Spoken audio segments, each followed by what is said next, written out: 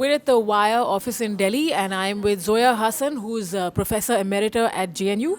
And the numbers right now are that the BJP is leading in 294 seats, the Congress in 52 seats. And of course, things are looking very clear. Television channels have already called it. If these numbers are anything to go by, it means that the BJP has got more seats than they have got in 2014.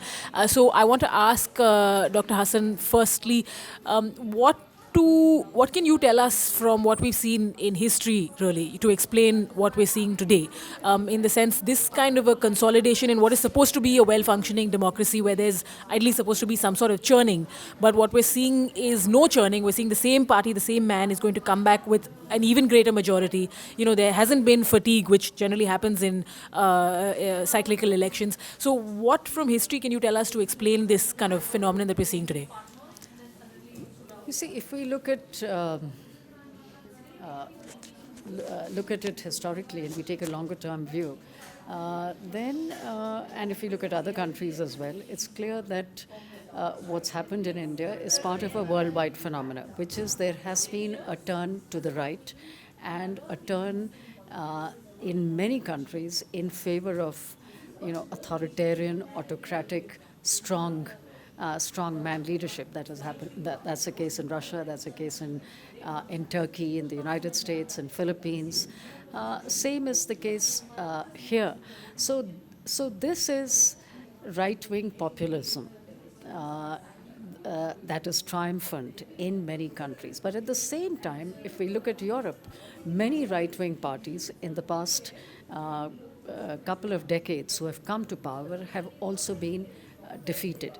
If you look at Indian history, there is Indian history.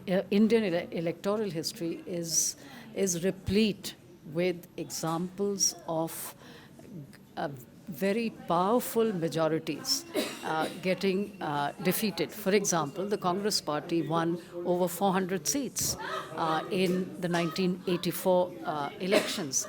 In the very next elections in 1989, the Congress was less than 200 seats. Now, if you look at the UPA, after all, the UPA won in 2004. It was re-elected in 2009.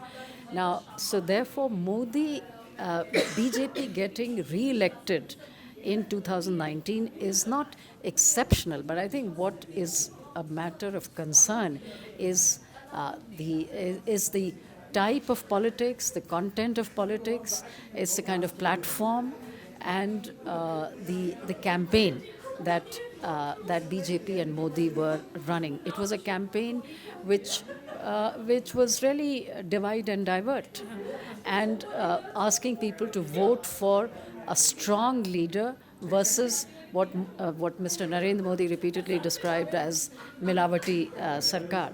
So people have clearly fallen for the strong leader versus fragments. Sure. Let me just ask you, so should we take this as some sort of a trend in India where, and this is very often the sentiment that you get when you talk to people also, the idea is the BJP may not have done so much for us, but we must give him a chance.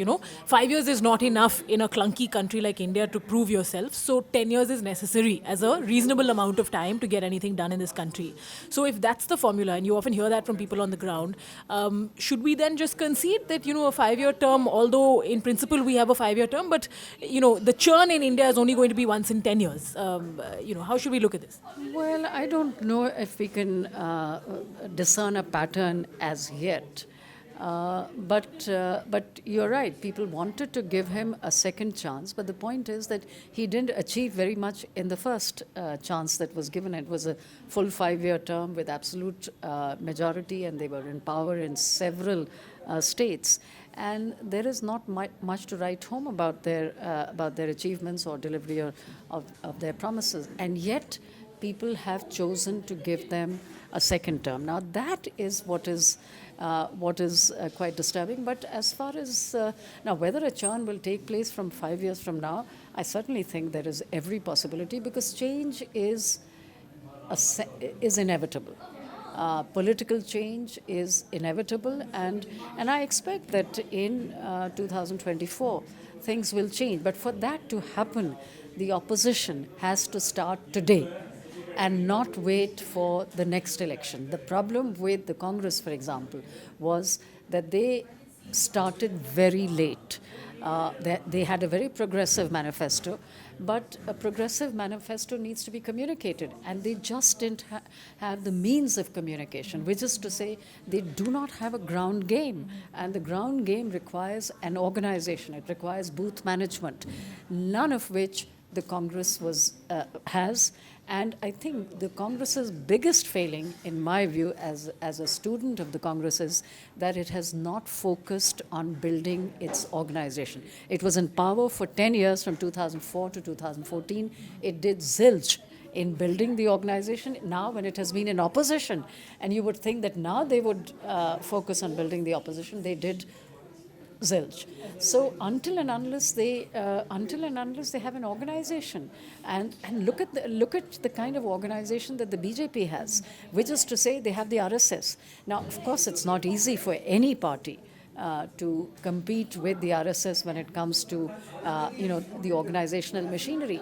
But at least you have to have some organization on the ground, which the Congress didn't. For example, I mean, this Nyay, which was the Congress's big promise. Now, we didn't hear about Nyay anywhere, and we didn't hear about Nyay anywhere largely because the Congress doesn't have the organization to communicate it to the people. And also, I think Rahul Gandhi did not focus enough attention on Nyay. He was focused on Rafael, Chaukidar chor hai, even though it was clear that that was not resonating with the people. Now, a political party has to innovate and change, even in the middle of a campaign, which Rahul Gandhi didn't.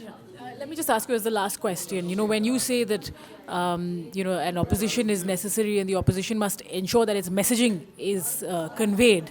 Now, what happens is when you have a right-wing government, control over all these institutions will somehow, be taken over, and the media, which is supposed to be a holdout, will also at some point buckle. So then, in this scenario, has already buckled. Let's put it in past tense. So in this scenario, what can you tell us from either how India has done it in the past or from the way other countries have done it in the past? What is the opportunity or the space for a right-wing government to turn when all your institutions have been kind of eaten up, in the term that the right-wing government had, including the media? Right-wing government turn. In the sense, how does democracy turn? How do you make that turn from a right-wing to a non-right-wing, let's say a centrist government, when all your institutions have anyway been eaten up? So what opportunity is there for anybody else to convey anything? Opposition parties have to understand that there's electoral politics, but there's also politics between elections. Yeah, let me just add something to that question if it makes it better. In the sense, is the only opportunity in the next 5 years, should we only be relying on anti-incumbency or fatigue, or is there anything strategic that can be done when all your institutions are eaten up? I think opposition parties would be extremely foolish if they were to expect anti-incumbency to come up in 2024. I don't. It's very clear that this election in India, as indeed elsewhere in many other countries, is not about incumbency and anti-incumbency. Strong leadership is clearly a very big issue. Strong leadership, strong organization, muscular leaders. Just being a nice guy. Now, Rahul Gandhi is a perfectly nice guy, but as we know, nice guys come last, and we have seen Rahul Gandhi is finishing last. I mean, this whole. So I think this is something that needs to be confronted. But to your point about what is it, how can things change? Now, you see, democracy has both possibilities. Clearly, the possibility of democracy encouraging autocracy and authoritarianism is very strong. The Indian election has demonstrated this as we speak.